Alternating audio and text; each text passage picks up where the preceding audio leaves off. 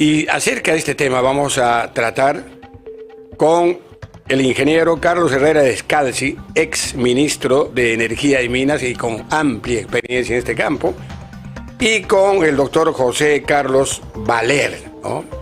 Que es un hombre tratadista y experto en temas económicos y de desarrollo. Bienvenido, estimado Carlos, después de algún tiempo. Muchas gracias, Denis. Un gusto de estar acá como siempre. Muy bien. Doctor Valer. Bueno, muchísimas gracias por invitarme. Todo bien. Bueno, hemos escuchado este informe, ¿no? ¿Verdad? Primero con un diagnóstico que duda cabe, es una realidad muy cruda de nuestro país, pero hablemos ahora del desarrollo del Perú. Seamos parte de la solución, no del problema. Veamos, ¿no?, cómo reactivar en la circunstancia que nos toca vivir. Entonces, ¿cuál sería el primer paso a darse, ¿no? Y cómo, ingeniero Herrera Descalzi? Creo que son varios pasos en paralelo, pero uno de ellos, el fundamental, es poder tener nuevamente paz, poder tener un acuerdo, ¿ya? Yo personalmente creo que hay un pequeño grupo violentista donde hay no solamente vándalos, sino terroristas. Eso.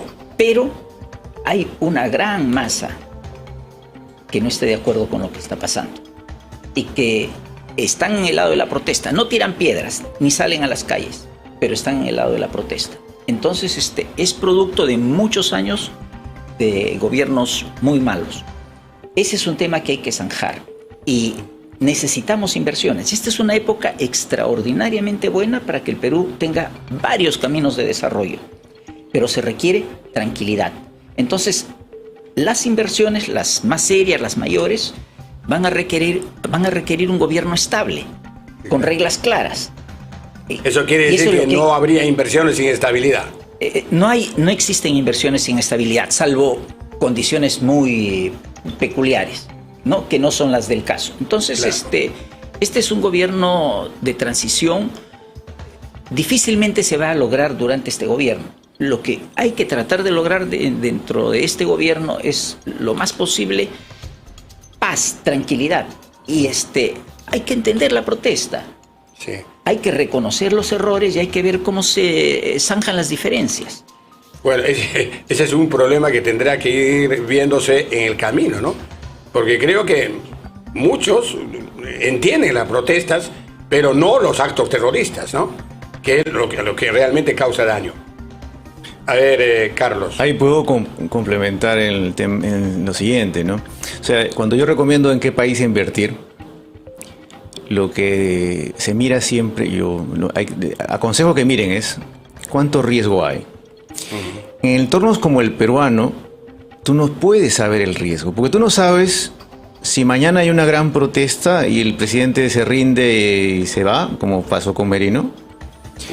No sabes si aprovechando el escándalo de una violencia política, que eso es lo que estamos viviendo, van a pedir una constituyente, como pasó en Chile. Entonces, esos dos variables hacen que un inversionista no pueda invertir, no porque sea riesgoso, como decía el ingeniero Descalzi, sino porque no sabes medir el riesgo. O sea, tú inversionista tienes que saber cuánto riesgo es para ponerle una rentabilidad. O sea, yo voy a invertir en Perú porque yo ya sé el riesgo que tengo. Sea alto como en Brasil o Argentina, que es mucho, están en default, no tienen déficit fiscal, están endeudados. O en Perú, que no es tanto porque sus cifras son macroeconómicas más o menos sólidas. Tú que estás en el tema y muy informado por la actividad permanente que desarrollas, ¿tenemos información que nos diga cuánta inversión pasó por arriba ante esta situación que vivimos? ¿O cuánto poder, ¿no?, de empresarios extranjeros o de inversionistas peruanos o extranjeros, ¿no?, han querido invertir y en qué campos? O sea, para poder decir, perdimos tanto de inversión por estos 2 meses de vandalismo. Bueno, las cifras que más o menos tenemos alcance, porque en nuestro porque país de repente estamos no hay hablando muchas. Pues en vacío, ¿no? Sí, una forma fácil de verlo es la cifra que acaba de publicar el Banco Central, ¿no? Menos 0.3% de inversión privada. Ellos habrían previsto 0. Entonces ahí ves que el crecimiento usual de la inversión privada, que es para reponer inventarios, maquinaria, nuevos proyectos, es 0. Cuando tú dices inversión 0, quiere decir que has perdido un año completo de empleo. O sea, la gente me dice, pero a mí qué me importa la inversión privada si yo no soy minero, no soy constructor, no soy... No, estos señores son los que con una inversión privada crean campañas de Navidad, de 28 de julio, campaña escolar, crean campañas de venta de electrodomésticos, o sea, todos los que venden, todos los que hacen el marketing, todos los que fabrican dan trabajo, no solamente los que consiguen empleo en estas empresas, sino los que están alrededor, los restaurantes que alimentan pero concretamente, ¿conoces inversionistas del exterior o del Perú que hayan dejado de invertir en este tiempo? Sí, ellos llaman y dicen ¿cuáles son la pregunta clave es ¿cuáles son las consecuencias de los créditos en Perú debido a las violencias? Porque ellos lo ven así. ¿En qué inversionista? ¿Podemos hablar de nombres en alguna medida? Porque, por ejemplo, me gustaría decir, ¿no? Hay empresarios chinos o ingleses que pensaron invertir aquí en los primeros meses en el Perú, ¿no? Del 2023, pero que no lo hacen por esta situación, porque no hay garantías jurídicas, sociales y bueno, la salida de Glencore, estabilidad política. La salida de Glencore de Volcán es un ejemplo, ¿no? No es que no hayan decidido no venir, sino que están yéndose. No solamente no vienen, sino que se van. Están yendo, ¿no? También hay que ver eso. Entonces, ¿qué pasa? El inversionista, hasta que no esté seguro de qué va a pasar, sea muy mal, no pueda medir el riesgo, no va a invertir. Eso es clave. Entonces, como justo estaban conversando, una vez que tú definas cuándo van a ser las elecciones por fin y quiénes van a ser los probables candidatos, los inversionistas pueden decir, ya, mi riesgo es tal, pueden empezar a volver una vez que sepan qué va a pasar. Incluyendo si hay el temor de una constituyente, hay inversionistas más arriesgados que podrían venir, pero van a exigir más rentabilidad. De acuerdo. Ingeniero Herrera Descalzi, ¿cómo podemos hablar de casi un mito, ¿no? En nuestro país de que, bueno, nosotros tenemos litio en la zona de Puno, que podría salvarnos la vida y podría garantizarnos un futuro extraordinario junto con el cobre? ¿Esta información es real? ¿No? ¿Cuánto hidrocarburo tenemos? ¿Cómo podemos mejorar, ¿no? los hidrocarburos, que es lo más importante para el desarrollo en los actuales momentos? Claro. Partamos por el litio. A ver. Litio existe en grandes cantidades en Chile, en Bolivia, en el Salar de Uyuni de Bolivia y en Argentina. Chile hace ya varios años que está produciendo litio. En algún momento fue el mayor productor de litio del mundo. Ahora ha sido superado por Australia. Argentina está en sus proyectos de litio. Y de Bolivia sé que querían ellos inversión, buscaban inversión europea, inversión china, pero lo que querían es la fábrica en Bolivia. Querían producir las baterías en Bolivia, ¿ya?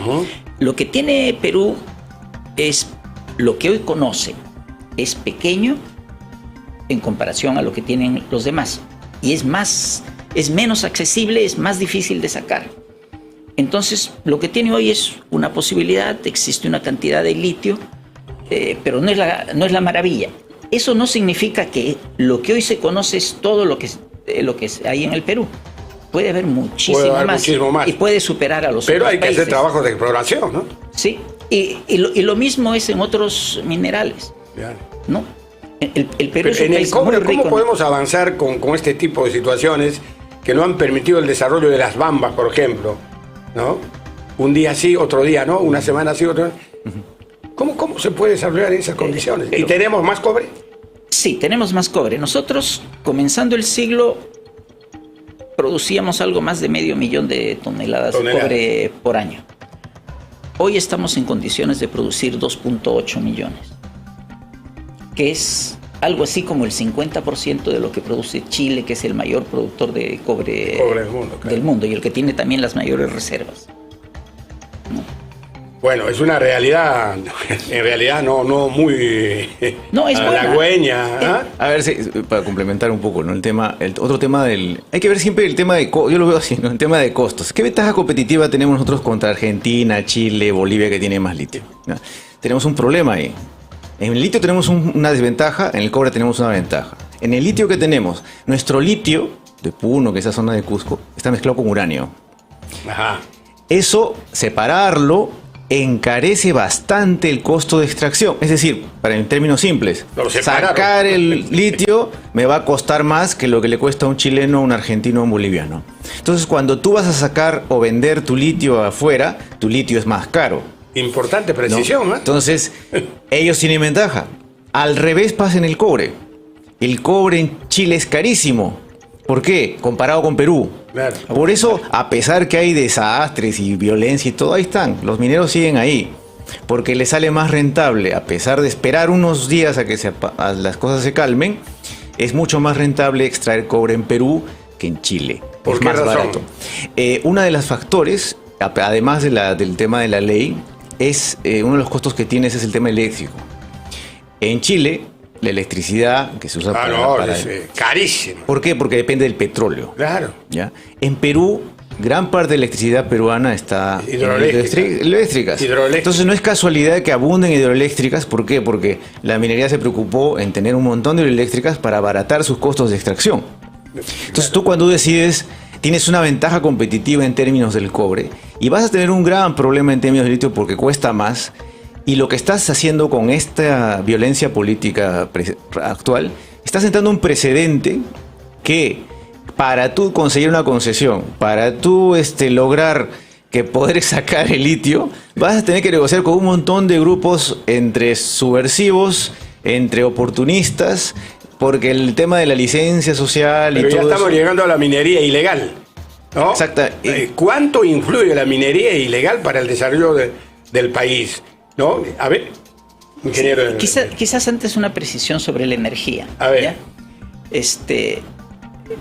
La energía del Perú es barata por el gas, pero la energía del Perú es barata en el mayorista, no en el minorista. Chile, sin embargo, tiene enormes reservas de energía solar. Sí, claro. Y eso va a abaratar significativamente la energía. O sea, ahí estamos más o menos ¿por qué parejos. nosotros no desarrollamos energía solar? Energía eólica, Sí. muchas energías. Sí, Nosotros seguimos con las hidroeléctricas que se construyeron hace 100 años y no hay cambio. No. ¿Qué pasó? El Perú tiene un potencial. Sí, pero en un potencial solar. nada más, pero no hay. ¿No? Es que no hay en la práctica. mercado. No hay mercado. El Perú consume 7.500 megawatts y tiene instalados 13.000. O sea, si tiene 13.000 instalados para 7.500, ya no tiene sentido seguir construyendo más. Hay que poder exportar. Claro. O sea, lo que está diciendo el ingeniero es, claro, si ya tienes tus costos baratos en Perú, ¿para qué lo vas a seguir abaratando con energías renovables? Ya no tiene mucho sentido si está barato. Además, porque algo que no dicen con las energías renovables es que es carísimo. Claro. O sea, la energía, los molinitos estos y las paneles solares son más caros. Claro, a Chile sí le sale rentable porque ellos están comparándolo contra el costo de hacerlo con petróleo. Claro. Entonces a ellos sí les sale a cuenta hacerlo con energías renovables. En Perú no tanto, porque lo que nos sobra son ríos, lo que nos sobra.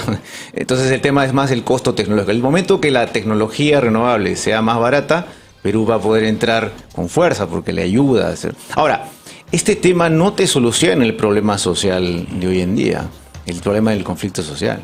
Claro. Entonces, cuando uno escucha, hoy estamos viviendo en el tema económico, pero el tema político está detrás.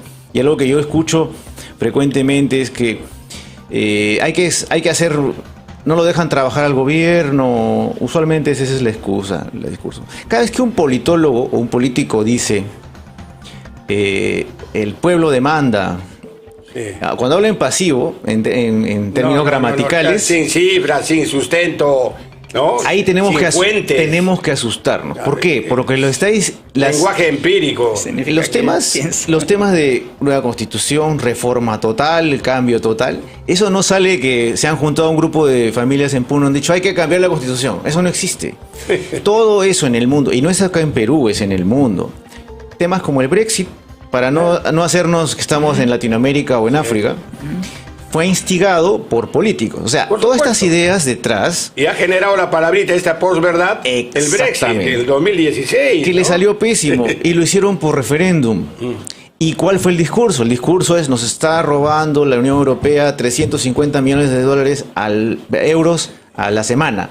Nunca después del Brexit encontraron dónde estaban los 350 millones. O sea, es discurso, pero se dio el Brexit. Pero se dio el Brexit. ¿Por qué? Porque continúas convenciendo a la gente día tras día. Ese es el peligro de la desinformación, de las medias verdades, ¿no? Y también de las informaciones falsas. Entonces, ¿no? ¿cuál es el fondo de eso? Cuidado. Que en realidad no existe, el cambio lo originó un político con su idea de marketing de vender esa idea. Sí. No es que saben, por ejemplo, ayer me gusta conversar con la gente en TikTok que se pone a discutir, gente normal, por público en general.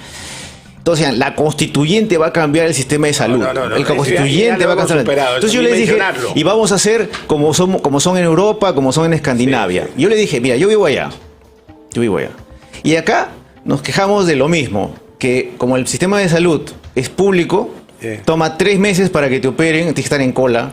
Tiene 1 mes para que te saquen los rayos X. Sí. Entonces tú me estás hablando de un mundo ideal, el cual un cambio de constitución no va a arreglar.